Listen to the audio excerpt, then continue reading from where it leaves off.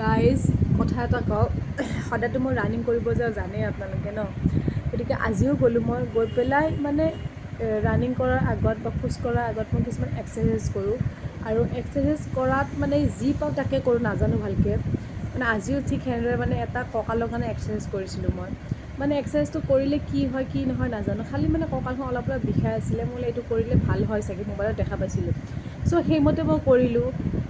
Running কৰি অহাৰ পাছৰ পৰা কঁকালৰ বিষত মই মানে থাকিব পৰা নাই। ৰাতিপুৱাৰ পৰা মই উঠিব পৰা নাই বিচনাৰ পৰা, যিবাবে মানে দৌৰি আহিছোঁ মই। এতিয়া মানে কি হ'ল, সেই ৰাতিপুৱা 7:30 বজাৰ পৰা এতিয়ালৈকে মই বিচনাতে আছোঁ। বিচনা পাৰিব পৰা নাই। বেটাহঁতে চাওক, এয়া চাহ দিছে ইয়াতে, বেটাহঁতে ইয়াতে চাহ দিছে মোক, ইয়াতে চাহ খাইছোঁ।